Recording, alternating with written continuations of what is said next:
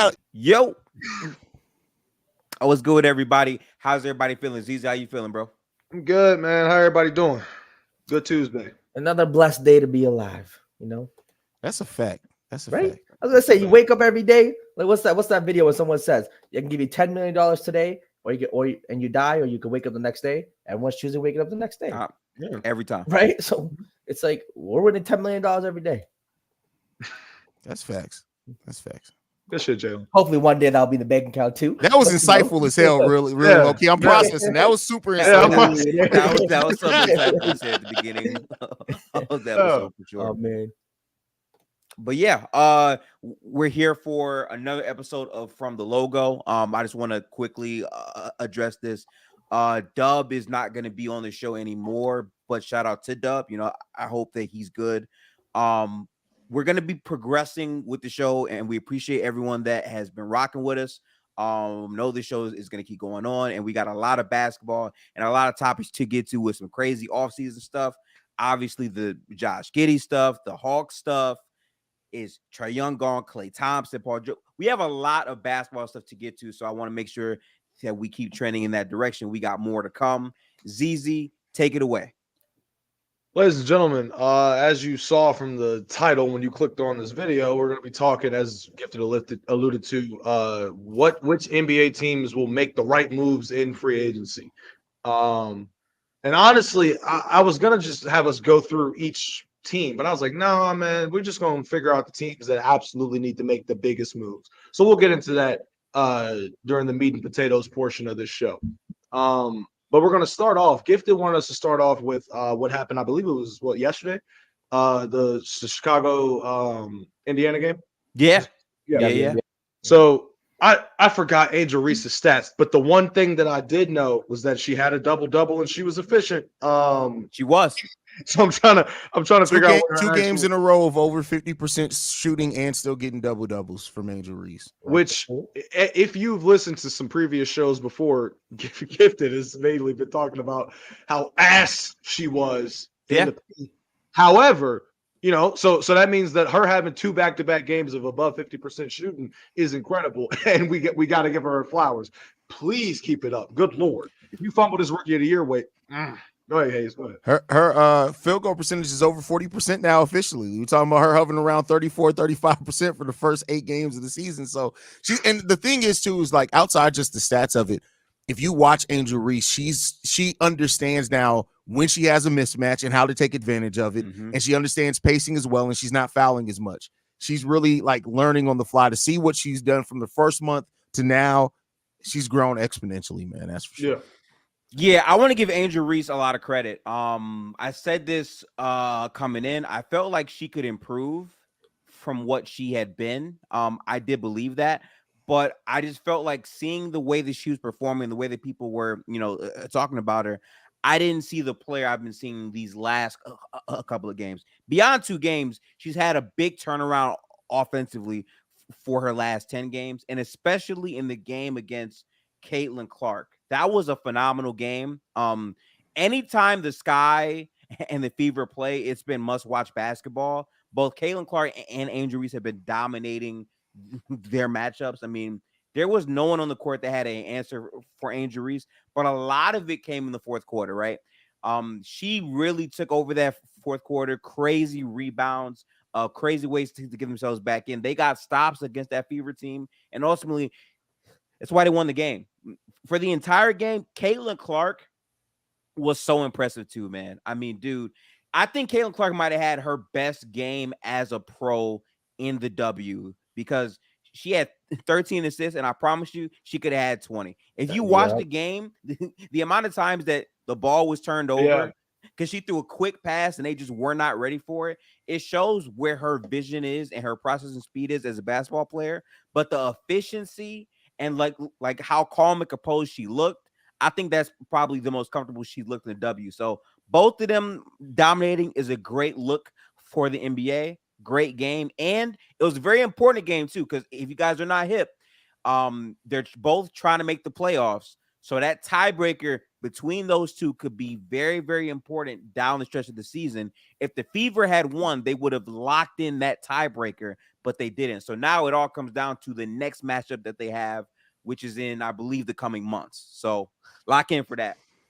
Yeah, so I think Angel Reese and Caitlin Clark both, they definitely had their flaws early on with an NBA season, but you can really see that they're really adapting to the WNBA game now, getting their feet under them, especially with Angel Reese. I think now when she gets the basket, she used to rush shots a lot, especially if she got rebound. Now she's kind of collecting, taking her time, making the right decision, which is really helping her out. And with Caitlin, like you said, some of her playmaking, she had, what, like you said, 13 assists? Could have been 20. So, yeah. Her teammates, I'm not gonna lie, her teammates are pretty bad. That team is really, really bad. The amount of sometimes looks that she gives their teammates where they miss. I saw a couple of clips. She did a nice little bounce pass right to her teammates. She kind of fumbled it and hit the side of the backboard. Like it was just, it was so rough. Caitlin Clark is playing on a team with a couple people who might not be in the in the WNBA in a couple of years. So she's making do with what she got. So Caitlin Clark's been phenomenal too.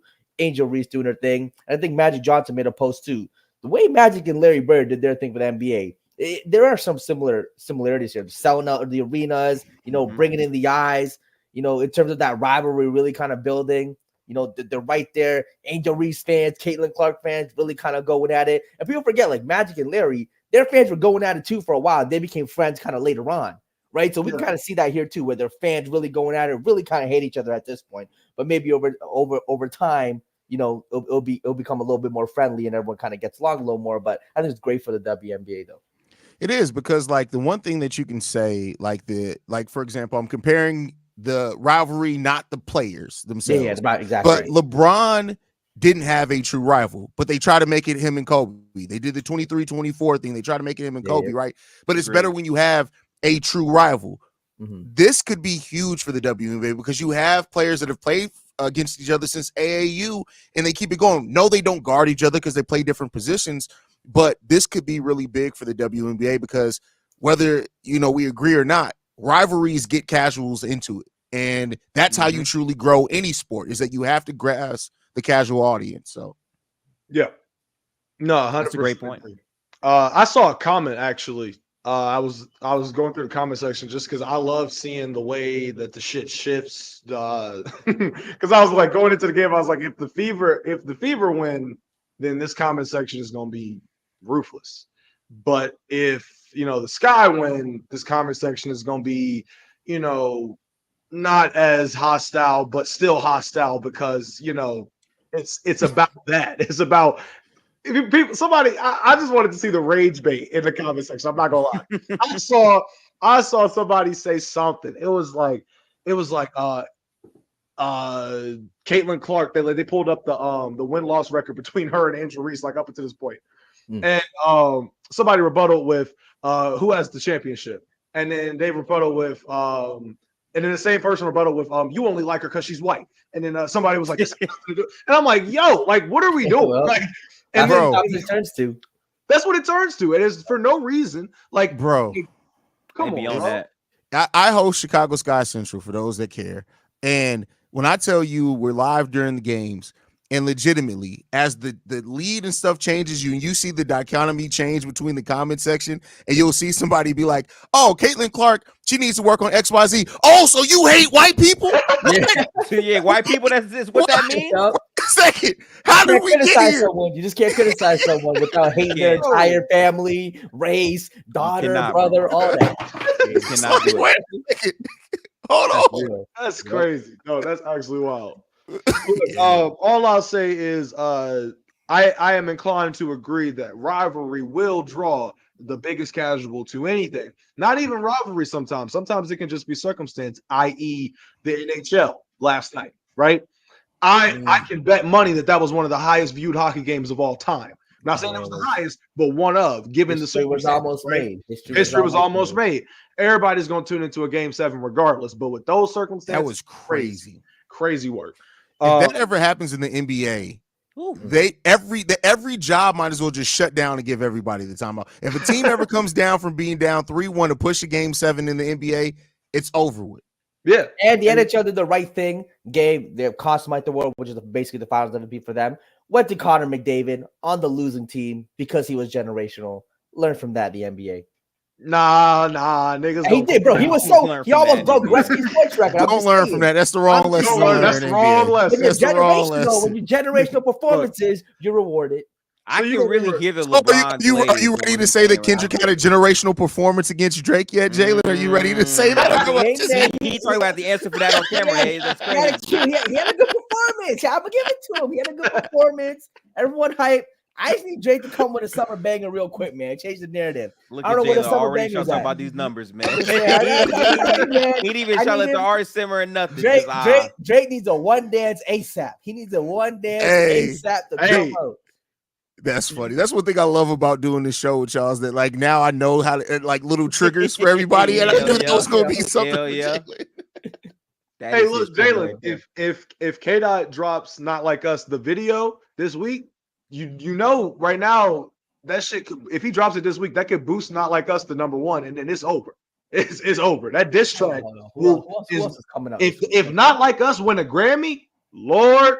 No, If I'm a not gonna diss lie. track Not like wins us a already. Grammy is crazy. Yo, and Sorry, Not Like Us different. already went #1. If it goes back to #1 and wins a Grammy, oh my. That's Man. man. Not gonna lie, that'd be like the greatest diss record ever at that point. That'd I be ain't gonna crazy. lie to you because this like they're like we've talked about it before, and we'll get back into basketball in a second. But we talked about it before, Yeah. right? Even when we were talking like the Chris Brown and Quavo beef. I said Chris Brown made a diss track, Quavo tried to make a hit. The difference with that and Not Like Us is this nigga Kendrick didn't just make a diss track; he made a diss anthem. He Like, got I'm both. not He got gonna lie. both. Yeah. Kendrick's You not know like what I'm us. It might be better than Nas's Ether, man. It really might be. I mean, You think so? it's more playable because like nobody's Yeah. chilling at the crib like, hey, let me listen to Ether. That's true, I'm Not not gonna like lie. nobody's at the barbecue like, hey, play Ether. Like You got people that yeah. don't listen to rap that bang Man. Not Like Us, bro. They don't even listen. I'm to not like us. Got a nice little bounce. I'm not gonna lie. The bounce is my crazy. grandmother is an Yeah. 84-year-old white woman, and she knows Yeah. every word to Not Like Us. No, that's That's crazy. crazy. You know every word. Every Hayes? single That's word crazy. to Not Like Nah. Us. That That's is pretty crazy. crazy. Hey, but hold on. Shout out LeBron though. He knew not to go on that stage. Smart man. He was in the crowd. I'm gonna be real. You know they asked him though. You know they asked him to go on stage. You know they asked him. You better thank his black wife. She was like, don't get your ass up on that stage. He thought about it though. That was definitely one of them, babe. No, sit down. He knows. Yeah. He's got smart. You are not from DeRozan, LA. Man, I get it. From DeRozan, Ohio. that's your city. But man, if Drake's really your friend though, like apparently like they had actual friendship, I don't know if I'm going on stage. It's cool, rock to the song. I'm just not going on stage if that guy's my friend. Man, the guess. LA and DeMar DeRozan came out like fuck He that, did, bro. He really bro. did. Yeah. Seeing Russell Westbrook throw up the Crip flag was crazy on Yeah, Amazon that's not Prime. crazy. Oh That's man, not Bro, crazy. the fact that on was Amazon different. Prime that was even aired is It's wild, wild as hell bro. in itself. Yeah, I'm saying That, Wild like, in itself. we witnessed history that night. It was That's a moment. damn Definitely true. a moment. Definitely a moment. All right, let's get back into the basketball. All right, so what direction? Let me ask y'all, what direction should we go? Right, we can dive into. I have a list pulled up of the top 15 key free agent offseason moves, so I can bring that out. But a part of me also wants to talk about the Los Angeles Lakers. All right, so Jalen. Yep. Congratulations, my Yes, brother. sir. Yep. All right, you Good don't even day. know. You don't even know why. I'm not You even a don't- Laker you fan. don't but know it's a why. good day. You're giving him praise. He's gonna say thank you. Like No, he ain't even know he ain't even know where I was going with that. But anyway, congratulations, because I said this on last Tuesday show. JJ Redick getting the head coaching spot. You were the first person on From the Logo to even mention that. You Talk were the about it. first person to say that when we were first initially talking about like potential head coaching spots. But even before Dan Hurley in that situation, Yep. you were the first one that was like, "What about JJ Redick?"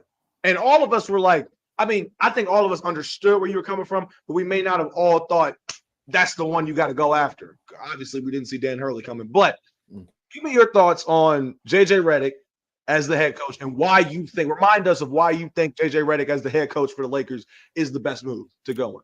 Again, I think it's a phenomenal hire, and definitely a hire that's going to benefit the Lakers, not only short term, but I think long term too. I think JJ Redick, just a brilliant basketball mind, understand the X's and O's of the game. Every time he breaks down games or film on his podcast, he knew exactly what he was talking about, how to attack team weaknesses, whether that be the Denver Nuggets, Timberwolves, whatever it is. He understood that. So these are things that he's going to bring to the table. Two, it just seems like he's going to be a player coach. He's a guy that, to me, that's going to be able to develop good relationships with the guys. You know what I mean? So I think that's always great when the guys who you're coaching are going to like you, being a likable figure. That's 2. 3, he is young. So I think long term, even post LeBron AD, having a young coach there, really building. And even I think, look, coaching LeBron James, Anthony Davis, it's a good, in some ways, it's a good learning environment for him too, instead of getting to pick the basketball minds of guys like that. So I think that's great too with JJ Redick. And look, I loved his when they did the whole announcement with Rob Pelinka, the way he was addressing all the criticism. Like JJ Redick is confident, he's self-assured, he ain't taking no bullshit. Like, to me, it was phenomenal. Like the way he reacted to every question, answering the right way. Like, to me, it's a phenomenal hire. And again, this has the potential to be, to me, has the potential to be the next Eric Spoelstra. Just a really intelligent basketball mind and really kind of have that long-term success with the Lakers. They're going to get good players. And I think they're definitely going to make a move. I think JJ Redick is smart enough to realize that the roster as constructed isn't good enough. So I think a guy like Darvin Ham never seemed like the guy to be in Rob Pelinka's ear. Hey, I need this guy, or can we make this happen? Well, I think JJ Redick seems like that guy where he's going to say, I need this. I need a point of attack defender. I need this guy. He realizes the pieces needed to win against teams like the Nuggets, like the Wolves. And I think he'll make all the right decisions, and it'll be a solid year. If they can build the right construction, I think they have all the pieces to have a good year. Jalen just cooked, but I have one retort, not like negative, because all your points are all great, on point. But do you think the Lakers are going to have enough patience? I don't think anybody doubts what JJ can be, but is that the Lakers have enough patience to allow him to get to where he needs to go as a coach? So I hear what you're saying, because the Lakers basically for the past decade have clearly shown they don't have patience. It's you win this year, the next year, or you're out of here, right? That's been the Laker motto. I just think with the JJ Redick hire, understanding that he is a younger coach, I think they do see him being the long-term situation there. I think if they wanted a safer pick, they would have went and got a known commodity, a guy who's been an assistant for several years, a guy who's been a coach for several years, bring him in quick. But him being the young coach that he is, and also realizing that LeBron really has at most maybe 3 years left. It's a situation like at most he has 3 years left, maybe 2, so the LeBron era is going to end. It's going to be in some ways the JJ Redick's Lakers. Like, I think that's the kind of like it was kind of the Pat Riley teams, Greg Popovich teams. In some ways, it's going to be the JJ Redick teams. And the Lakers will always be able to retool just because they're the Lakers, right? They always get star players because they're in LA. So I think they'll be able to bring in players. But I think when you have a coach who understands what he needs and who to bring in, it's just going to be beneficial long term. It's fair. Fair. I think the funny part about JJ Redick is, regardless of how you feel about him being the coach or whatever, I like how as soon as he has a mic in front of him, he knows how to answer questions better than Darvin Ham. Like, just automatically, like way better media trained. Facts. Gave us answers that made sense. I like the heart where like he's like I don't give a fuck about any of your questions if they're not about basketball. I'm here to coach LA. I'm not here for like the media stuff. I like that. Also, he is canceling all the podcasts, which makes sense. As a head coach, you want to lock in on what your main bread and butter is, and all of those things got him to this point. So it sounds great. He really is a phenomenal communicator at the game. And I think that matters a lot for any head coach. How do you communicate yourself and what you're looking for? And he even broke down what he's looking for in terms of who's going to be on his actual staff. So I can't wait to see what he does, but we got to see what the Lakers do, because, again, as good as JJ can be as a head coach, if you don't have a good basketball roster, you don't have a good basketball roster. And at the end of the day, that's going to always move the needle more than having a great coach. He's a very smooth talker. Yeah. I guess that could be good and bad in some ways, where, I don't know, is there some negatives to being a smooth talker? Could be.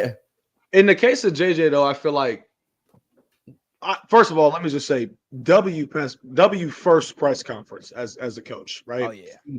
From the fact that he walked in, sat down, and essentially, like Gifted said, let him know, like, look, I'm not here for the bullshit. Like, we're going to talk basketball. We're going to talk basketball. Y'all want to know, I can answer all your little questions, like, is the podcast going to still be going on or what have you? No, we're done with that. Let's talk basketball. I'm here to coach. So that was what I got from him, was that he was basically saying, all right, look, I know there's been some doubt, Y'all thought I wasn't going to take the job. Y'all thought Dan Hurley was going to take the job. The fact of the matter is I'm here. Let's go. So like Jalen alluded to, for the long term, this is, I think, going to be a good move. I think JJ's mind. The funniest part about this shit to me is that graphic. I don't know if y'all saw it, but it was of JJ Redick and his experience, coach fourth graders and then head coaching job. That's what I want when I say, you know, God bless me, please. I want to be able to say I put in this and got all the way up to here, and we don't know how, but I'm here. Let's go. That's what it was. Because right, the fact that JJ has fourth grade level coaching experience is wild, but we, you know what I'm saying, as the viewers, as the fans of him, understand his basketball mind and understand that he has a great mind of the game, for the game, however you want to call It's a it. good life lesson too. It's a good life lesson to realize that, you know, with that graphic, the fourth grade coaching, and now being an NBA coach, being friends with LeBron. The whole like smooth talker thing, being able to communicate effectively and sound intelligent, sound what you know you're talking about, will give people the impression of that, whether you are or not. Right? Even though I think it 100% matters. People don't realize that the ability to communicate well and just sound intelligent can open so many doors, even if your background isn't as strong as others. And just being a likable, right? Being a likable guy, smooth talker. You know, it seems like you got all just in every aspect of life. I just think that helps you and opens so many doors. But to your point too, about the roster as well, right? So this is I was talking to my boss about this earlier at work. Because he was telling me, he was like, you know, because my boss is a big Duke fan, so he's seen JJ, he's met JJ in person before, big JJ fan. So he's telling me about how he thinks that the Lakers are going to win a championship within this 4-year tenure. And I said, JJ will probably be gone by this time next year, but we'll see. Oh man! And the reason I say that has nothing to do with JJ Redick and my thoughts of what he can do as a coach, right? Because like we've said it before, we think he can be a great coach, right? It's all about the situation. Like if JJ Redick had went to go coach the Pistons, I wouldn't be batting an eye. I'd be like, okay, yeah, get it out the trenches. I bet, great. Try and somehow, some way turn that shit show around, and the doors are just gonna keep opening up from there. If you can get the Pistons to the 10th seed, you're going to get some more eyes looking at you for head coaching positions. I'm just telling you right now. So the no offense, Gifted, I know you're from there, but you know what I mean. It's a situation where I look at it and I'm like, okay, he picked the LA job. And something I saw this morning on First Take that actually made me think was, I forgot it. I think it was Shannon Sharp might have been. He said it's all about the relationships that you have from coach to player, especially from coach to best player. Michael Jordan let Phil Jackson coach him. Kobe let Phil coach him, right? Pat Riley back in the day literally took over to coach a young D Wade, right? And then Eric Spoelstra, the list goes on. Tim Duncan and Greg Popovich is the biggest example of this, right? Yeah. A guy in Tim Duncan who may not have been as outspoken as a Kevin Garnett, right? But was a quiet killer. He had all of the tools, all of the fundamentals, which is why they called him that, right? And he was able to sit back and be like, you know what? What you want me to do, coach? How can I get better? In the case of JJ Redick, him and LeBron are buddy-buddy. Ain't nothing wrong with that. He has a player relationship with LeBron. He has a player relationship with Anthony Davis dating back to his New Orleans days, right? So there's, as far as the top two players go in the organization, JJ's got that. What else does he need? That's the next question. And that is a better roster. We talked about it before, and we're talking about free agent moves in this episode. D'Angelo Russell for the Los Angeles Lakers is a question mark. What's going to happen with that, right? Now, if you're JJ Redick, let me ask y'all, so I'm going to throw this back to y'all. Yeah. If you're JJ Redick, based off of not knowing, right, what the offseason is going to hold for this team, what pieces you're really going to have come October, going in, if you're JJ Redick and you're looking at the team that we saw in the postseason, what moves are you really making that Darvin Ham didn't make? I just want to know from y'all, what do y'all think JJ Redick is looking at this team and thinking, okay, this is how I can improve this team from a head coaching spot? Well, I think a big area that JJ is going to be looking at is how Anthony Davis is used. I think he understands that Anthony Davis is their best player. And there's a lot of moments where they go away from what's working with Anthony Davis for no real reason in the second halves of games. So him addressing that area, I think is pretty big. The other part has to be Austin Reeves as really the guy that we looked at as like the third most trustworthy guy on the team. and how to maximize his skill set. Because as LeBron gets older, you have to have another guy who can be a ball handler, be reliable. And if Austin Reeves can really take that step up with, plays and more opportunity being ran through JJ, that makes the team better. So I think for JJ Redick, he's really going to evaluate where they are now, what problems they have, what makes them better, and what's the most important in all of those things. Word. Hayes, what you think? I listen, gifted cook. I think that it's the situational awareness that JJ Redick is going to bring as well. I think that is something that Darvin Ham just lacked at certain times. And I think JJ, being the basketball IQ that the mind that he is going to have that better situational awareness, what he's gone through both in college as a player. And I also think that he's going to understand adjustments better. Darvin Ham, to me, didn't adjust worth shit, to just be frank, most times than not. And when he did, it was like he always was behind when he needed to make the adjustments. So the defense had already prepared. So it's just that type of thing, like having the team prepped. I think that this is going to be a team that is going to be well coached in the sense that the game plan, they're going to be able to trust the game plan. And so I think that that's going to be a big difference for this Lakers team next season. Just to basically add to what you guys said, I've literally seen JJ Redick say while breaking down some games, these are the adjustments that should have been made. Whether maybe it's a timeout call here, this rotation doesn't work with this lineup against this lineup. The momentum shift, what they should have done, how they should have run the offense in this particular situation. He's literally said the things that I've wanted, coaches like Darvin Ham to say. I've heard him say it, heard him break it down. So basically what Hayes and what Gifted said, I just think JJ Redick is going to make all the right decisions, right moves. And and I think his basketball IQ will show. Yeah, I think JJ is going to make all of the right moves. I think that emphasis that he will probably look to a lot is just feeding Anthony Davis and getting him more involved in the offense and essentially making him the main focal point of it. Because like Gifted said, with LeBron James being 57, it's hard to maintain that level of play. And he's done it for 21 years. Impressive, man. I mean, like I said before, if you don't have LeBron as your GOAT, he better be number 2. And that's okay. He better be the GOAT of this generation for you or something, because you have to give the man credit for 21 years of excellence, right? So the way I look at it is, I was talking to my boss about this earlier too. LeBron, y'all remember what LeBron shot from 3 last year? I think it was 40%, no? 40%, right? Yeah. Some along those lines. Yeah. So I think JJ alluded to it in the press conference, but LeBron shooting that. And I remember saying in December of like 2022 when Russ was still there, I remember saying, because at that point in time, LeBron was the best 3-point shooter for the Lakers. And I remember saying, if LeBron is your best 3-point shooter, you are not winning the championship. So for LeBron, but the reason that I said that was not to knock LeBron. It was more so being like, all right, look, get somebody other than Russell Westbrook to shoot a corner 3, right? Don't like let LeBron actually be able to cook and get guys involved and be able to drive and kick the way that he always has been able to, but give him some competent shooters, right? Not Russell Westbrook in the corner.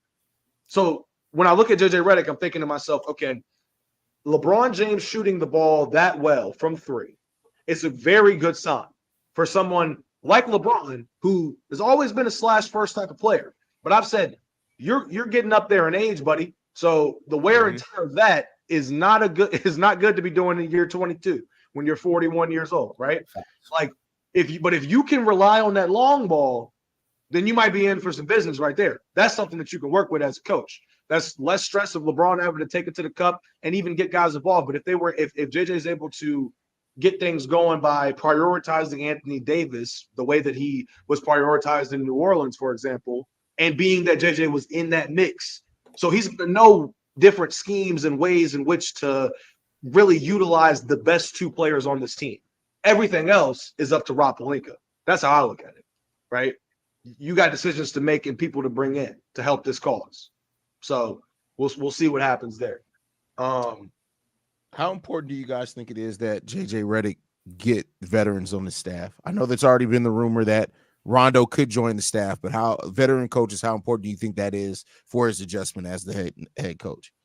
I think it's very important. I think JJ Redick understands that too. Having a guy on staff who's maybe been a coach in the NBA for several years, probably an older coach or a coach in the NBA who's been an assistant coach several years, very important because there's just some things that you can only learn on the job, no matter how much basketball IQ you have, basketball knowledge. There are just some things that I think he can go to with veteran coaches, asking him questions, or veteran coaches dealing with certain situations that he might not feel comfortable doing, whatever the case is. But I think having a balanced staff in general is just key. So I think a guy like Rondo as another just player basketball mind is great, but he'll definitely need a David Fizdale type. What was the Orlando coach again? Before with Dwight Howard? Steve Van Gundy. Yeah, like a Van Gundy type. I think Van Gundy type, if someone like that is willing to be an assistant to him, I think it'd be great. If you give Mark Jackson an assistant role, I wonder if Mark Jackson would take it though. I think that'd be interesting too. But just a coach who's been there for several years, have that experience, I definitely think is crucial. It's gonna end up being somebody that JJ. I think because that's a tough thing because we were talking about it in the last episode, Hayes, when I told y'all about Dan Hurley and how they were trying to pick his staff. So question that I would have is, are they either going to let JJ consult to pick his own damn staff? Because in my opinion, you should do that. You have to. A coach has to get his. You have to do that. Like, so you have to look at it and say, okay, if he say he won't like Rondo or one of the Van Gundy brothers, you step up on that and you say, okay, let's make that happen. Because at the end of the day, he's going to need that guidance in certain moments that he's never been in because he's never coached besides his son. So he might get someone from like the Duke coaching staff too, just because he's a Duke guy. Like I could see him bringing Coach K's coming back to be the assistant that you guys go right on. Coach K assistant. Yeah, he'll probably have a few conversations. He'll have a few conversations with Coach K about coaching. He'll definitely have a conversation. He'll be a little consultant. I'm not for sure on that. Yeah. Sure. All right. I feel like the best thing that he said though was that it's his decision who is on the staff. He's gonna be working hand in hand with Pelinka, but he has the final say. And he says he doesn't want a yes man core, but he also wants people who are experienced. But at the same time, he wants people that are young, that don't have old traditional ways of thinking about it. So that way they have multiple different perspectives. And I think that's the best way you could have answered that question. You know what I'm saying? Like a good balance between both. Like I never think that things are either black or white. I think a lot of these things are gray, and that type of blend is exactly what he needs. I feel that. Agreed. All right, so let's move towards a little bit towards the main topic. I got 15 names, and we can go through them as quickly as possible depending on the names that I give you, right? Okay. These are 15 players that will be that are key to this offseason, according to NBA.com. So don't take my word for it. But at number 15, we got Malik Beasley in the Bucks. So GG's. So okay, y'all just give me your thoughts on what the Bucks need, maybe even either what the Bucks need to do or what Malik Beasley should do going into this offseason. But I think that the Bucks should realistically move off of Malik Beasley and look for somebody else to fill that spot that could potentially hold the defensive assignments of a Damian Lillard. I get that Pat Beverly was there, is there or whatever. Yeah. But even still having another backup option that can at least start and could even just a 3-and-D option, not even the best 3-and-D option, but in this case, have the ability to do essentially what Malik Beasley was able to do, which was shoot and play good defense. That's what I think that they need to look for. But Gifted, give me what you got. All right, listen, man. I'm going to try to big brain it for him. I'm going to assume they said Malik Beasley to really talk about how the Bucks have a lack of a true great perimeter defender with Dame and Giannis and need to find someone to fit in that Malik Beasley role. Because there's just no way in hell that they're saying the Bucks losing Malik Beasley is going to be why they lose more games this year. That's just not the case. That's what I got for you on that one. If Malik Beasley is making or breaking you, winning losing more games, you're finished, man. You're done. You're cooked. Yeah, Malik Beasley got to be like the ninth man off the bench, eighth man. Like he's fine to have. He'll get you some games where he'll get hot from three. He'll get some games where he'll give you 20 points like that. But like I said, defensively, such a terrible defender. And I think Boston, them really winning this year, I think reinstated the value of having 5 starters who can all defend at a above average or elite level, and how important that really is and the benefits that it gives your team. So Malik Beasley, 8th, 9th man off the bench type of deal. And the playoffs probably shouldn't get more than, I mean, I don't know whether he should see any time, but more than 10 minutes, he definitely shouldn't see. Okay. I respect that, actually. All right, moving on. 14, D'Angelo Russell. So I've talked about this before. D'Angelo Russell is in a situation that's weird because clearly D'Angelo Russell, has belief in his abilities as at least a shooter and what he can provide. But for some reason, and he was shooting pretty damn solid from 3 this year too, in the regular season. For some reason, that shit always drops off in the postseason. Always. And it's something that I hate because I love watching D'Angelo. I've loved watching D'Angelo Russell since 2015. But at the same time, it's like, this is bad. You are becoming a liability. And then the last act that we see from you in the postseason is you sitting at the end of the bench clipping nails or rolling a blunt or whatever you were doing. And your team is over here trying to figure out how the hell to save their season. And you shot like shit and had a donut in one of these games. Crazy work. But the NBA.com says the veteran guard has had a knack for perking up in contract years, but his postseason shooting in the first round loss to Denver undercut his case. It's feasible D'Angelo Russell will return to the Lakers or will trade a pay cut for extended years with another team. What do y'all think is going to end up happening? Sign and trade. What Hayes said. I agree. Sorry, I just jumped in there. My bad, bro. My bad. But yeah, he's like the perfect candidate for a sign and trade because it's always some questions in the playoffs, but somebody's going to see D'Angelo Russell and think that he can help him, and he realistically he can, especially in the regular season. Like it's not like he has a terrible value, but probably sign. Right. Yeah. He's a sign and trade player. They tried to trade him this year, chose not to do it, but they definitely thought about doing it. And especially after now that they have a 2-season sample size of body of work, I just don't think he's cut out to be on this team anymore. And I think they're going to use him and send him to like a much better team probably. So that's probably what's going to happen. I don't think he really moves the needle as a playoff performer. We've seen too much of it at this point to really justify that. Even if you want to say, oh, well, they have a new coach, it's fine. It's not going to be fine. So he will be traded, or if he opts out, he'll realize what the harsh reality is of the current free agent landscape, where guys are not getting paid what they thought they would be, i.e. Malik Monk taking $78 million to go back to Sacramento. Yeah. Sign and trade sounds about right. I mean, for the Lakers to get any type of player of similar value or someone better, hopefully, it's going to have to be a sign and trade. You let him walk for free, the salary situation would just be tough when you're basically screwed. So it has to be a sign and trade. Hopefully, heard reports of Jeremy Grant would be nice, and I think that sign and trade would kind of fit salary wise. So that'd be interesting to see. Yep. Sign and trade was what I was going to say too. I don't think D'Lo. The worst part about it is that a part of me feels like D'Lo kind of has a little bit more leverage than the Lakers just based off of the circumstances of his deal. So it's a situation where it's like there's not a lot of leverage on both sides, but I think both sides understand that this shit ain't really working out no more. We brought you back and you failed us, so leave. Like that, that's what it's gonna boil down to. Number 13, Jonas Valanciunas, unrestricted free agent. Now, not a Pelican. This actually says though, players his size, 6'11", 265 pounds, have regained some value in the 3-point crazy league. But as a situational backup center, he might not top the $15.4 million he was paid this season.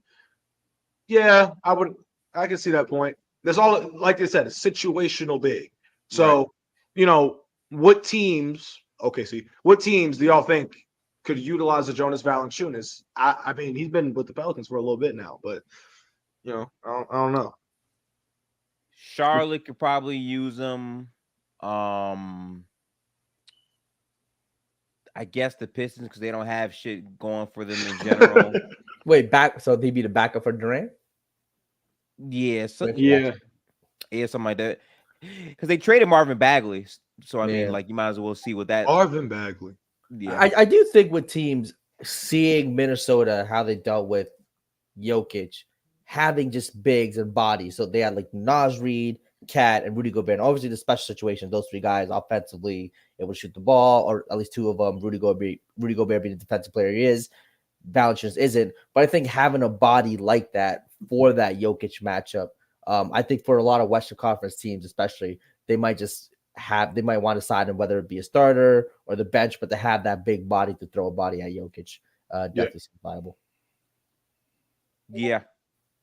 I think OKC is more focused on Hardenstein too, though. But hey, maybe it's not both, just to have Chet, Hardenstein, and J-Val. Nah, that's No, I'm that's saying, doing hey. too much at that point. No, Have one guy off the bench and a bait for the Jokic. I don't know. Isn't that what? I mean, again, going off the Minnesota model, having Reed, Cat, and Gobert. yeah, but the thing is, all those bigs are playable. Yeah. I hear, Yeah. I mean, Chet's going to be playable. Hardenstein. Oh, Chet's going to be Yeah, playable. We talking about Valanciunas, sir. You know that. I hear you, but like Chet and Hardenstein, I think are strong. Yeah, I'm all for Yeah. Hardenstein on the OKC Thunder. I would love Hardenstein love on the Hardenstein. OKC. I think the opposite drop off of Valanciunas is there. I think it'd be. I mean, I'll take Valanciunas over Andre Drummond. What would Isaiah Hardenstein be to the Thunder? That like, would he be more to the Thunder than Steven Adams was in his role as a center? It'd be similar but different because the makeup of the team is different. But I think he'd have a Right, similar right. impact. Yeah. But I'm saying I'm just trying to think about it now because Steven Adams wasn't even like that offensively gifted. He barely had a hook shot back then. It worked sometimes, but like for the most part, he was a lob threat, second offensive rebound type role. Isaiah Hardenstein's had some 17 and 16 games like type shit. Like he's, you know what I'm saying? So I'm interested. I would be interested to see that off the bench potentially for the Thunder, especially with the shooting and the 3-point shooting and passing on the OKC Thunder. Mhm. Hardenstein Oh, could yeah. feast. Yeah, man. Like He's that's great in that almost. team, for sure. Hey, listen, that's almost a 2K move. It's almost a cheat code if that would have happened. Mm-hmm. So I don't disagree. Next up, this is for you, Jalen. Emmanuel Quickley. Restricted. All right, We restricted. signed him, baby. We signed him, giving him all the money. We're giving him all the money. I think y'all should do the same thing. I mean, I thought Quickley was phenomenal for us, dropping 20 plus games. His playmaking and passing was so much better than I expected. When he's given the ball in his hands, he can actually really create pretty well. Defensively, amazing. That's just a guy that you're gonna want to really keep on your team. I'm trying to think of a player comp, and I'm almost like he's what's the comp for Emmanuel Quickley? Defense is great. I have a comp. It's a Bulls comp. You're not gonna like it, but I think if you follow the vision, maybe he's Ben Gordon that can actually pass. I'm not mad at that. Quicker than Ben Gordon. Okay. Yeah. No, I'm not talking because he scored. That's what you mean. Ben Gordon that could pass better, more quicker. Not as good of a shooter though. Ben Gordon was a phenomenal shooter. Yeah, he was. But yeah, defensively. But as far as better. similar impacts, I see what you're saying. Yeah, Man. I can see that too. I can see that too. Yeah. I was going to say he's like a better scoring Derek White, and I think that's great too as well. I Better could scoring Derek look White's a lot. It is a lot, but I think defensively he's great. I do think he's a better scorer. I mean, Derek White is a better shooter technically. I'll give him that. Mhm. Go Derek quickly, White, getting to yeah, the basket, like people don't know, quickly can get to the basket at will. Yeah. He was Very great fast. with the Very fast. Knicks. Yeah. With the Knicks, I was Yeah. seeing that. I was like, damn, this Yeah. one. Quick is in the last name maybe for a reason. I mean, I wonder if he could grow. Maybe a ceiling. It could be like a Maxey, Tyrese Maxey. That's possible. I they don't. used to yeah, draw a what lot of defense? comps early in their Yeah. careers, but Maxey But had the a bigger difference role. would be Maxey does have a bigger role. Quickly is in a situation where like they just paid Scotty Barnes all that damn money, deservedly so. But he's in a situation where it's not the same as competing next to the MVP. So you know that product, and then losing James Harden, right? So your role as third option now becomes second. You have to step up to that, and Quickly you have the to second stay option now. alongside that. Quickly the second option. But right to your point, Quickly Yeah. is the type of player that I think Tyrese Maxey is good comp to be in the same tier with, because the difference is that if Quickly continues to develop that continue that 3-point shot, the defense is already there. He can get to the cup whenever the hell he wants to. He's that damn fast. So if he's able to continue to build off of that, there could be a point where that conversation is a highly debated conversation. Tyrese Maxey or Emmanuel Quickly. Do you want speed and production on the offense and shooting ability that Maxey has, or do you want essentially all of that with what where Emmanuel Quickley could end up being if he stays Yeah. on and continues to develop. So we'll see. But y'all got to keep that man for sure. The Knicks have to make a decision, right? In a trade decision. So Hey, it was Quickley shot 39% from 3 on 7 attempts last year. But he shot 42% from the field. See, that's the that's thing different. about that. Yeah, that's the problem. Yeah. Yeah. Mid-range, something's not clicking. That's the difference maker right there. I gotta look that, because 39, that's strong from 3. Yeah. How do you feel about him and the Raptors paying Scotty Barnes $207 million? Yeah. So the thing with that, I think NBA fans as usual have to get normalized to that type of money. Agreed. Being for a star player, basically every team's going to have at some point their guy getting paid 270 over 5 years, like 50 mil plus a season, right? That money is it's going to be the standard. So with the way Scotty Barnes is, again, phenomenal player, and I want to see his averages last year. I want to quickly bring him up, but I mean he was phenomenal. I do think he still has a ways to go, or can make a jump offensively still, which is great. But we saw flashes, just a consistency. He had flashes where he had 8-10 assists in some games, giving you 30 plus. So last year he was 19, 6 and 8. I think he could really be like a 20, 26, 6 and 6 guy, like a LeBron. Again, his comp is always those numbers. That's all, like 26, 6 and 6. He could be a Kawhi Leonard. That's actually doable. That's actually doable. Yeah, Kawhi Leonard was a player comp. Bro! I just opened Instagram. This shit says from League Alerts. I follow League Alerts. Don't know if y'all do, but they usually are on top of shit like as soon as shit comes out. Yeah. There's allegations on Twitter claiming that JJ Redick called someone the N-word back in college. Yep, I see that. Already, bro. Already. Shoot. That is crazy. I'm reading it. Can I read the tweet? Can I read the tweet? Yep. All right. It says, I've only been called the N-word to my face by a white man once in my life. Oh, tweet. And it was on the campus of Duke University while I was doing work with the basketball team. And today he was named the new head coach of the Los Angeles Lakers. What a crazy work. They're trying to. Yeah, I mean, look, it took you this long. Did you read the first comment under that tweet? I don't know if you saw the tweet. The first comment under it was somebody who was like, if you knew JJ Redick when he was going to Duke, you wouldn't even be shocked by that. Yeah, I was gonna say. No. I was gonna say the same thing. Yeah. Like this is JJ Redick, who at his peak was in college, and that was not only the peak of his basketball abilities, but the peak of his menace abilities. Like this man was getting every he was the most hated man in basketball. Like he was the most hated man in basketball. He took the mantle that was literally from Christian Laettner, right? Like that was. It was come on, bro. That's actually I didn't think about crowd hating.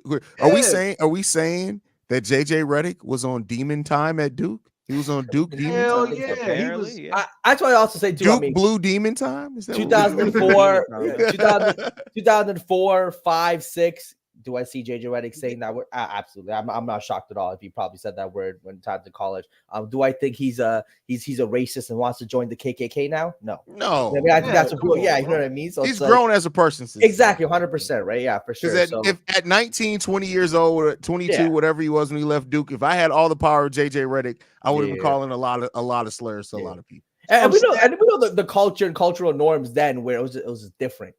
You know what I mean? Like, it's still wrong, but you heard a lot always more been wrong, Jay. Yeah, exactly. It's always wrong. Yeah, for sure. Okay. Yeah. But even obviously, I've never seen a LeBron fan like no, I'm just saying. I'm just saying. But you know, that crisis management team is I'm just saying. The N word. But you know, hey, we grew up in that saying the R word. You know, these are words that were just thrown around more people, even though it's wrong.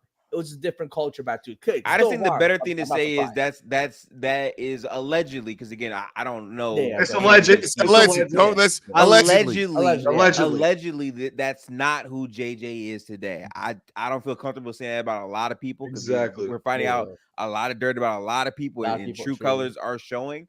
But it is kind of crazy that she waited until he got drafted, had a full NBA career, had a successful podcasting business, and then now becomes the head coach of the Lakers to then say this. My thing is, like, if you really wanted, I'm not saying that it didn't happen. I ain't saying that it did happen.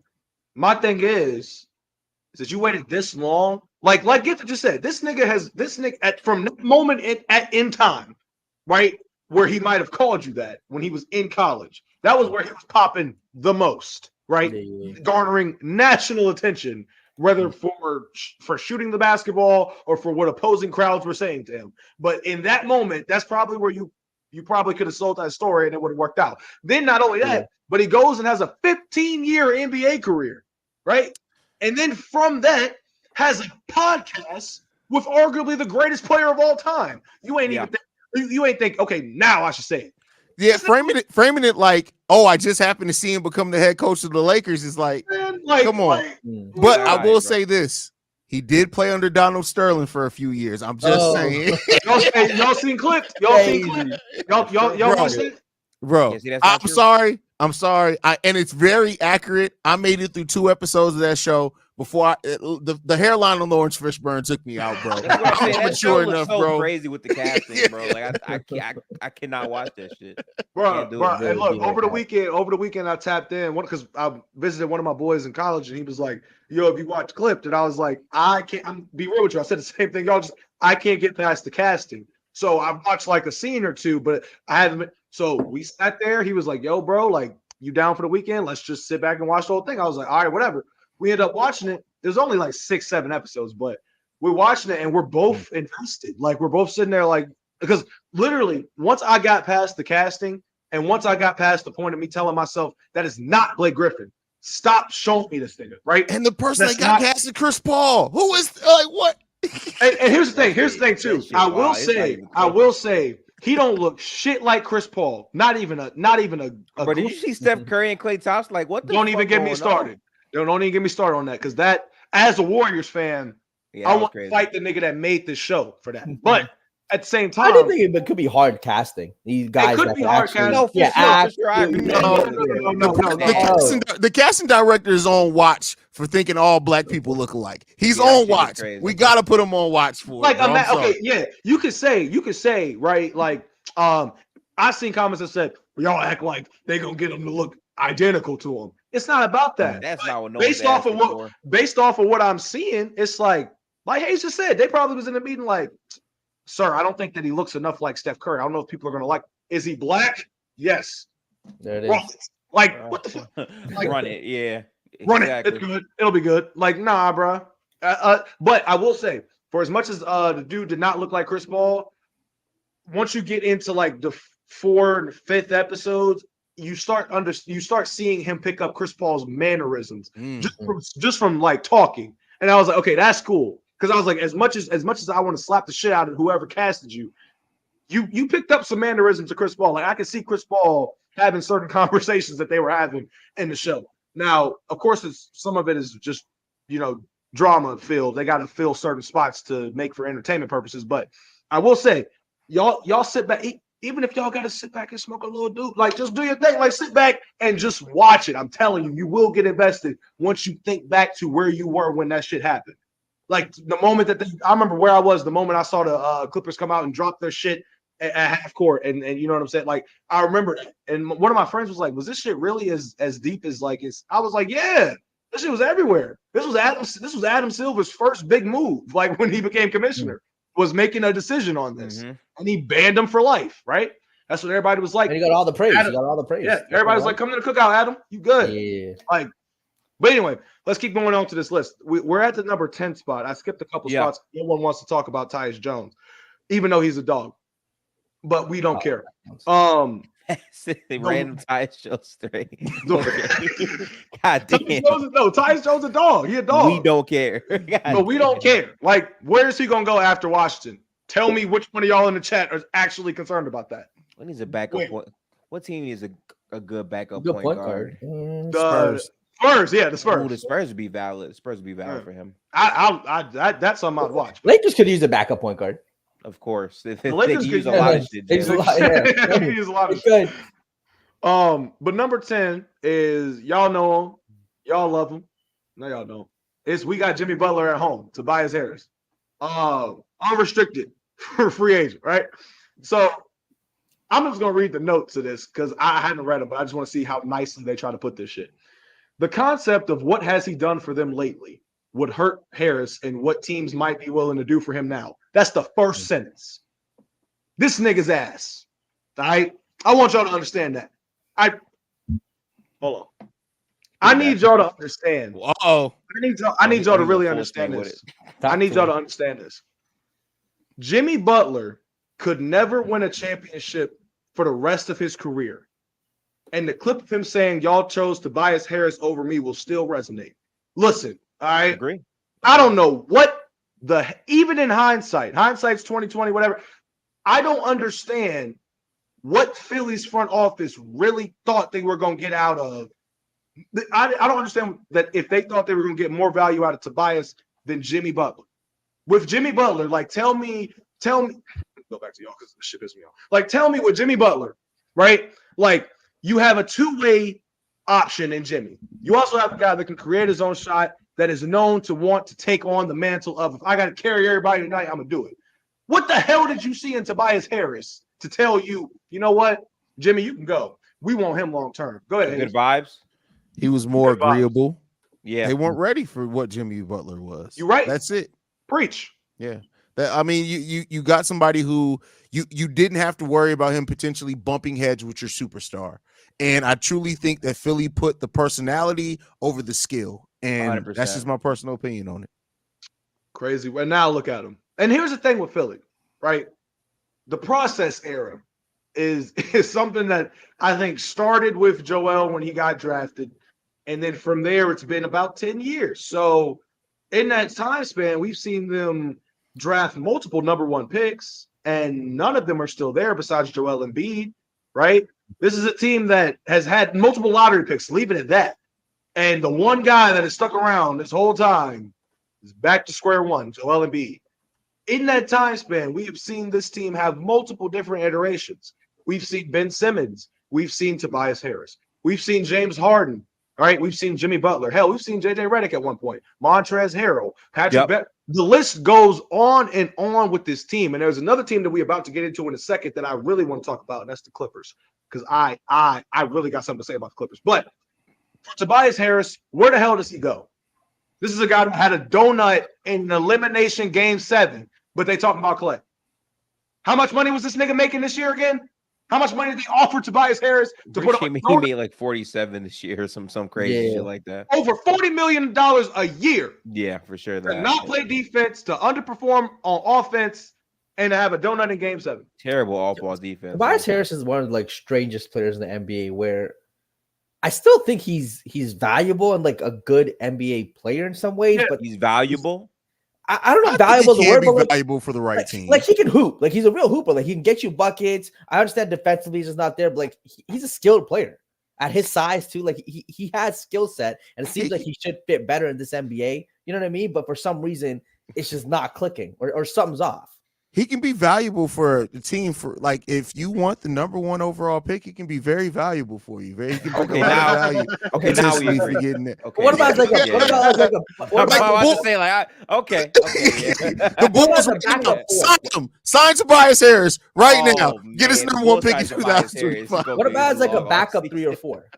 A backup 3 wouldn't be bad. Yeah, it wouldn't be bad. I mean, look, at the end, I know that Tobias Harris, and the stats don't tell the story, because if you watch the game of basketball and you watch Tobias Harris play, you're going to wonder why he got it. But like being able to still score 17 points and almost 50% shooting, somebody can use that. It's just what the was he like 17-6, 17-8? I'm gonna be so real. I think Tobias Harris is one of the rare cases where the stats do tell the story. This nigga Joel Embiid went down, his stats got worse. Like that told you everything about Tobias Harris. That's not worse than Joel Embiid. He got more opportunity and was worse. That is where they do that at? Yeah. Like, where they do that at? Fourth quarter, yellow fuck Tobias Harris in the game, bro. Not for real though, because he like.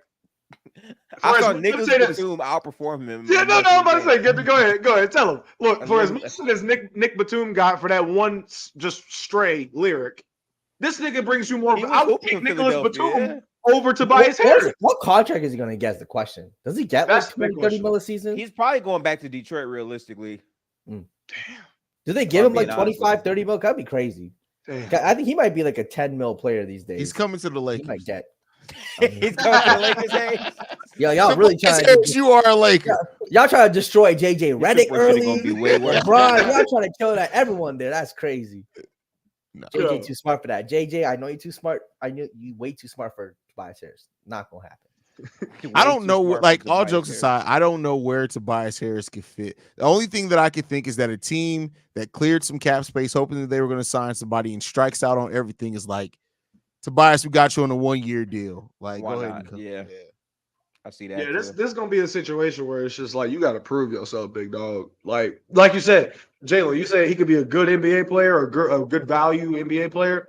We're gonna see when we see how. Because here's the thing: people call Klay Thompson washed for shooting 39% from three, better than most, but he still got teams knocking at the door to use a player of his services. With Tobias Harris, I don't know if I can say that. I don't know if there is any use for it. Where's the use? That's my question.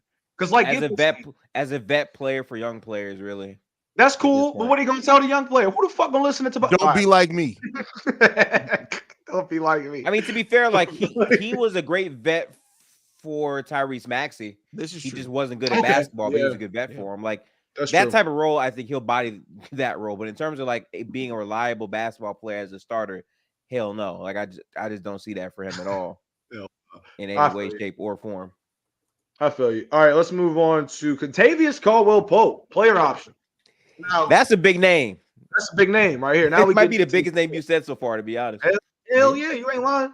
It's Contavious Caldwell-Pope. Now, here's the thing. I'm gonna start by saying this: the Denver Nuggets need to get more depth help. Right? That should be their offseason focal point. Not only that, but figuring out a way to retain Contavious Caldwell-Pope. If they do both of those things, then I'll feel the same way that I felt about them throughout their championship run, which was that not only do they have the best starting five in the league, but when they had Bruce Brown, when they had Jeff Green, I was like, they have reliable options off the bench to be able to at least withstand another team's second unit, even in the postseason when the rotations get shorter. They had that, and then they lost it after the championship. With Contavious Caldwell-Pope, that is the best perimeter defender in your starting lineup. That is the best shooter in your starting lineup. So that's something that you cannot let walk away if you're the Denver Nuggets. So for me, they need to do everything in their power to retain KCP and still look for a couple more options that they can really rotate out. Only thing I'm going to offer as a counterpoint to that, isn't Bruce Brown back on the free agent market this year? I believe think so. I think they're going to try to go get him. I can see Denver pivoting to Bruce Brown to bring him back rather than KCP. Okay, but I feel like if they lose KCP, that's a big loss for Denver. that's a big loss. Make no mistake about it. I'm not saying it's not a big loss. Yeah, for sure. Maybe they can keep both. I'm not if they can get both, they keep both. I mean, both is money though. I don't think both is realistic, to be honest with you. Yeah, I don't know what Denver's cap sheet is off the top of my head. I have no idea. I'm not even going to act like I know. But if they can get both, that's a solid offseason for them. I think KCP is going to have so many suitors, whether it's Philadelphia, Milwaukee, OKC, Dallas, like just every team that wants to contend or make a run for a championship will be giving Caldwell-Pope, will call the Lakers, whoever, Clippers. So I mean, he's just one of those guys. Yeah, great player. Just again, just one of those guys has won multiple championships, been in those spots, has proved himself. Defense, big buckets, just a great role player that any contending team could use. Mm-hmm. Yeah. Next up on the list, ironically, Hayes' DeMar DeRozan. Can we? Yes, sir. Unrestricted free agent. Now, I think that they said they were looking to lock him in long term too. Hayes, tell me what the purpose of that would even be for? Like, the fuck if I know, because they're idiots. That's what it is. Because they're idiots. Listen, DeMar as a person, love DeMar DeRozan, but to me, great person. But you do not pay for about to be a 35. He turns 35 in 2 months for a team that struggled to even make the 90. It'd be different if the Bulls were one of these teams that had a hope of making it out the second round or making it out the first round. We don't got there. God ain't listening to the Chicago Bulls, and we don't need DeMar DeRozan to listen to any deals here either. Yeah, reportedly they offered him a 2-year, $40 million per contract, so 2 years, $80 million, and he turned that down. That tells me everything I need to know, bro. I mean, I think DeMar at this point probably wants to go to a team that's going to try to win games, contend in some ways, maybe take a discount to join some sort of contender. So if I was looking like that, again, teams like Milwaukee, Philadelphia are intriguing. They have some cap space or can make cap space. Add a piece like a DeMar DeRozan. Again, him taking a discount. Him going back to San Antonio would be interesting. Just with Victor there, you put DeRozan in there. It makes an interesting case. Obviously, the timelines. I'm not sure if that fits with the Victor timeline in terms of when they want to win, but that would definitely be interesting. I'm trying to think of other teams near the top.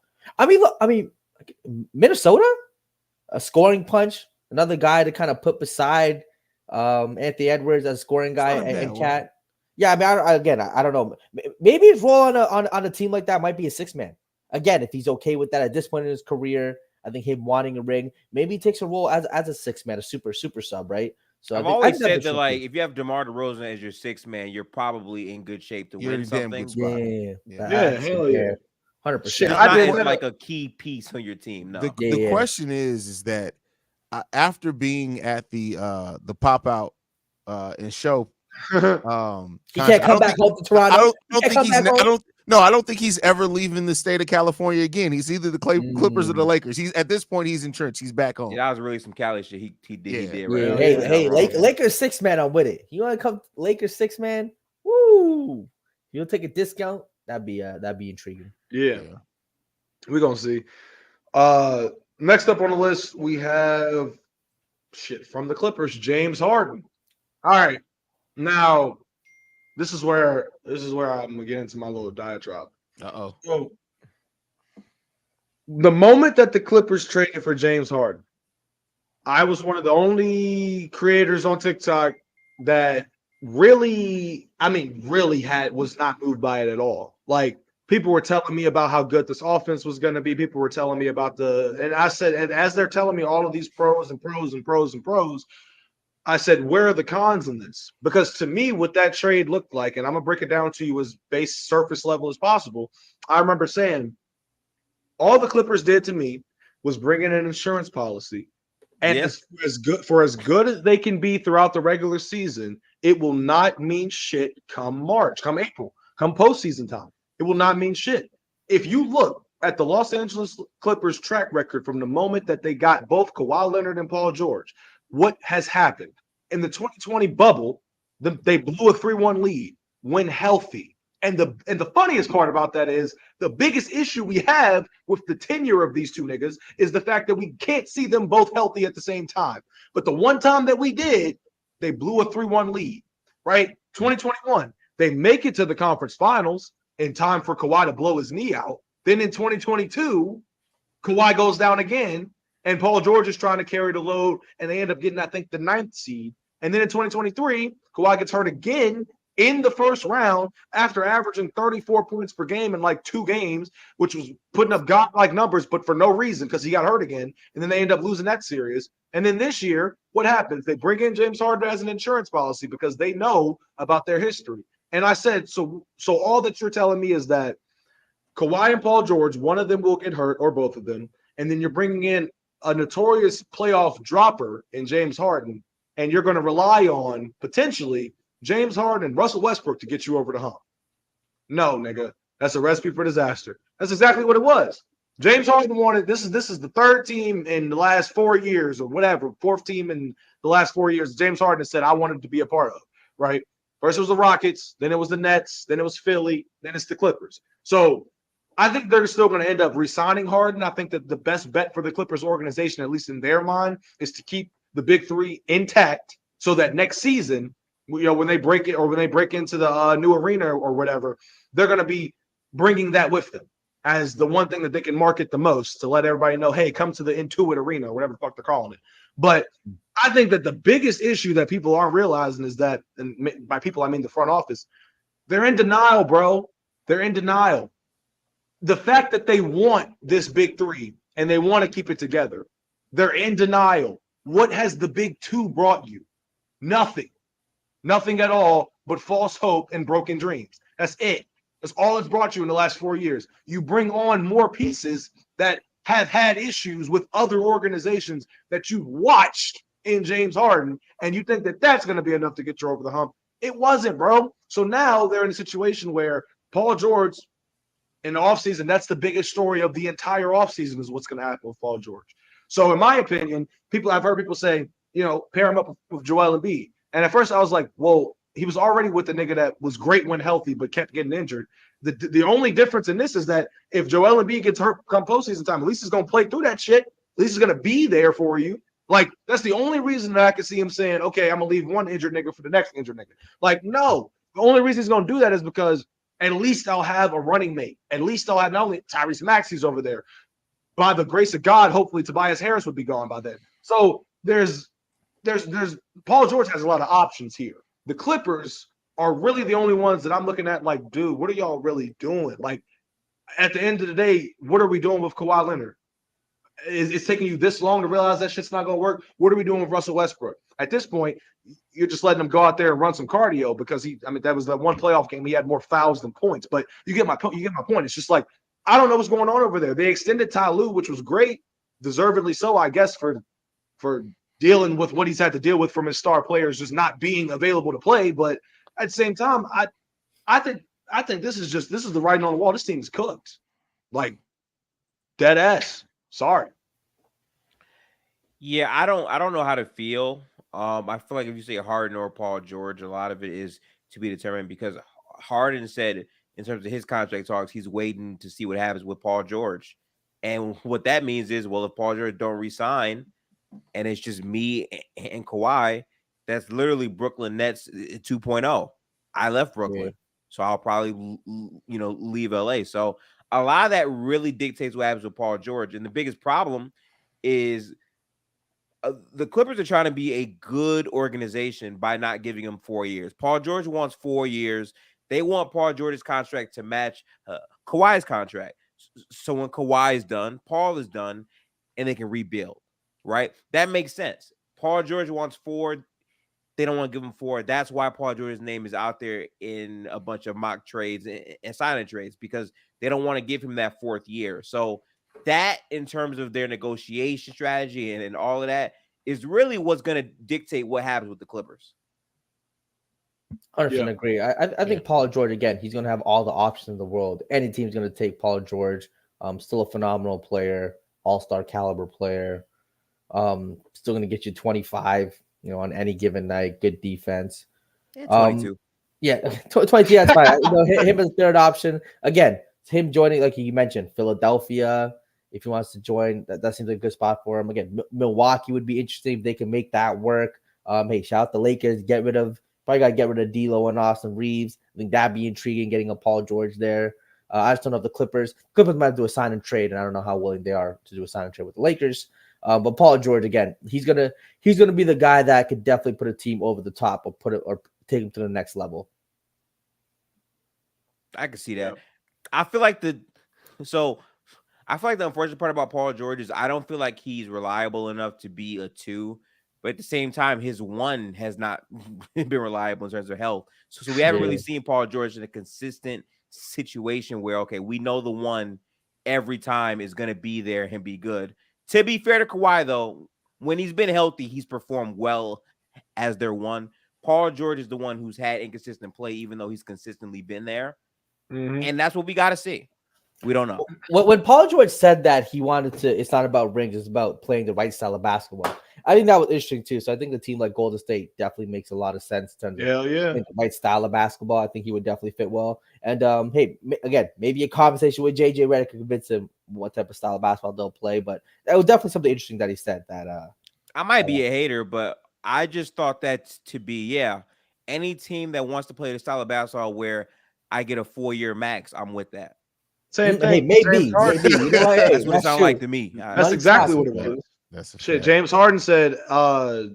James Harden started calling out the system in Philadelphia and saying that he's the system. And by God, that system failed them when they needed. But he was the system. No, he was who? He was the system in Houston. He was the system in Houston for sure. Don't even get me. Don't get me wrong on that. But the problem that I had was you had an issue with playing next to the MVP, and then the MVP gets hurt, and then still shows up to play, and you're 100% healthy this go around. So there really isn't an excuse of a hamstring or anything else. And you still go out there and give me, 11 points maybe in his last game with Philly in the elimination game. I know he had 9 in 2022 or 2023 season. He had 9 in that elimination game. So back-to-back years, you have under 15 points in a closeout game alone. You shouldn't be talking about no system no more. You need to adapt or change your game a little bit. Harden, we know you're a phenomenal passer. Stop turning the ball over so damn much, but calm yourself down. Be the one that can orchestrate everything and calm guys down. You're not the Harden scorer that you didn't were in turn the Houston. ball over like that at a high rate. That's not the problem with Harden. He's just not a reliable scorer as he used to be in his prime all the time, and that's fine if your number one options would be available to play basketball and hoop. Like in his final series with Philadelphia, Harden gave you big series changing games. He did. I didn't see where your number one option was the MVP version of himself. And to be fair, he's hurt. But again, that goes to a first option not being a true first option, not being available and performing. And that's where I will give Harden that little bit of grace right there, because to your point, he's not the number one option. It's not a situation where he can, like in 2017 when he flunked out against the Spurs in that closeout game as the number one option, right? So there's a whole different ball game. And I will also give him credit for, what did he have, 2 40-point games in that series? In games in which they needed something from someone, since Joel wasn't there for one of them. I know that. But, I mean, he was giving you, like you said, momentum shifting games in that series, and that ultimately went to 7, and then he flunked out again. But he did give you something while he was there. So let's not act like that didn't happen. But let's get into the super chat. Kawhi is my favorite player, but I think this 2-1-3 era is the second most disgraceful era in NBA history. ZZ is cooking. Appreciate you, Taser, man. Appreciate the donation. What do you mean by 2-1-3? That's what I'm wondering too. He means the area code. Like okay. The 2 would be Kawhi Leonard and Paul George, obviously 13. Yeah. So and he's right. He's right on that one, because at the end of the day, like, look, I have looked at this Clippers tenure since the moment that it got put together, and even back then, I thought it was going to work. Listen, in 2020, the Clippers were a series away from facing the Lakers in the conference finals, which is something that everybody wanted to see, whether you were a Clipper fan, a Laker fan, or any other fan. That is the one series that fans have been dying to see, that specifically are LA fans, whether Clipper or Laker. But that's something they've been dying to see for years. And the biggest opportunity to give us that came in 2022, or 2020. But the only team that didn't show up was the JV team Clippers. The Clippers. And people made arguments going into that season that the Clippers were going to be better than the Lakers. And look, they were only making that argument based off of what they had just saw from Kawhi Leonard the previous year, right? Or in that postseason alone. Obviously, in hindsight, it was not the same way, but like the Clippers had a shot and they didn't. And then the next year they make it to the conference finals, right? And then Kawhi blows his knee out. So it's a situation where, for as great as you can be in the regular season, there was a stretch in this regular season where they were just going stupid, and then they dropped the hell off. And they were healthy. They weren't dealing with the same injuries that ended up plaguing them in the postseason. They just had fallen off a little bit and had to figure things out, right? So now they're in a situation where, and we're about to transition into the next team because we're about to talk about the next player. Paul George and Golden State is, shit. It sounds like the right basketball environment, or at least if I had to think of it, the fit would be great. I'm not gonna lie, the fit would be good. The fit. That's what I'm thinking about. The fit in that regard. It fits well. And also, Gifted, it fits well based off of what happens with Klay Thompson. Let's get into that. So Klay Thompson, the teams that are chopping at the bit to get him or give him throw money at him are the Orlando Magic, are the main team that I've seen. I've seen scenarios talking about, I think, Philly and maybe Oklahoma, but the number one that's at the top of the list that's been there for the last couple months, rather, has been the Orlando Magic, because that's a role that Klay Thompson that they need to be filled. And what better person to fill it than a top 5 shooter in NBA history, right? But Gifted, let me ask. I'm gonna come to you first. Yeah. What happens with this Warrior situation? What do you think happens? Because from what we're seeing, the negotiations have gone stagnant. Klay's looking for 3 years. I think the Warriors looking to give him 2. So it's not necessarily about the money as much as it is the years on the deal, which is interesting. But I just want to get your thoughts. Where do you think how you think this is going to play out for him? Yeah, to be honest, this is a very hard to call situation because the other team that has been courting Clay for months was the Magic. We kind of knew this, but the problem is they also don't want to give him 3 years. And with Clay, I think how he's looking at it is he wants this to kind of take him into the sunset per se of his career. So this is like his last big bag. He wants to get that. So those 3 years are for justification to know that, hey, I have 3 years guaranteed of my last big contract. Also, Draymond Green has an extra 3rd year in his contract as well. But the front office, understanding how old Klay Thompson is and what his value is closer to being, know that he needs to get 2 years if we're to be a serious franchise.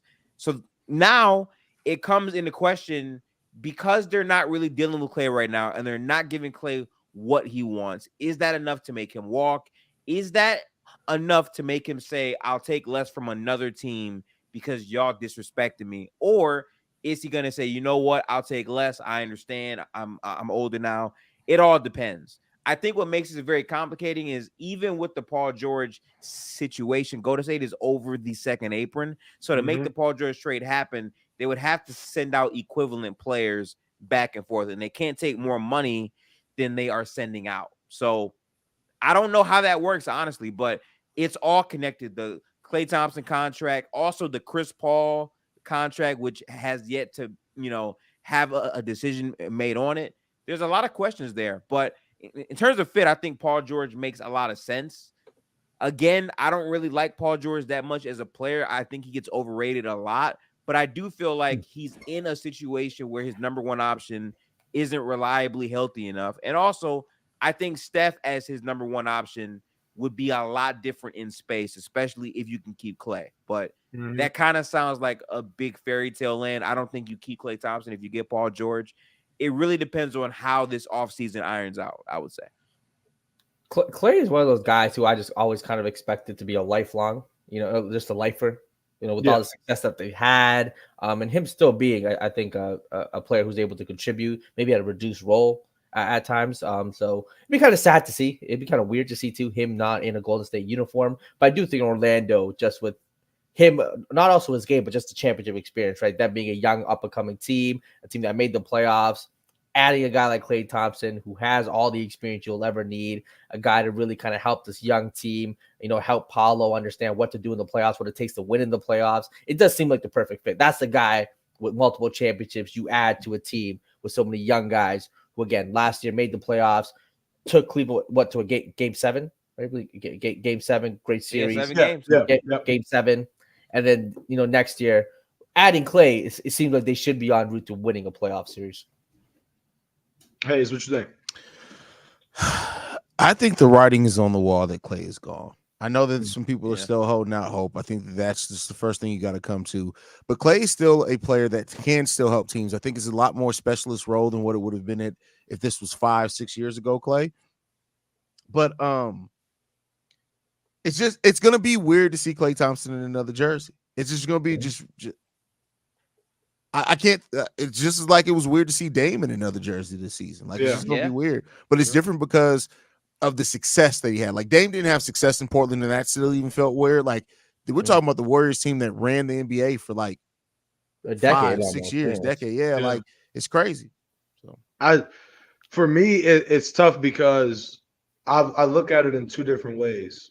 One, the fan in me is like, there's no way that Klay Thompson doesn't suits up for another team other than the Warriors, right? And then the other part of me is like, dude, if this is about years or whatever, like or money, at the end of the day, I think it's about respect from Klay's end. That's where he's feeling, because him wanting 3 years, I'm inclined to believe that I think that Klay really does want to ride out as a Warrior forever, but if he doesn't feel like there's that same level of a trust in his ability to do that and still be solid and productive, if he doesn't feel that that's really being reciprocated from the front office, then that'll be a situation where it's like,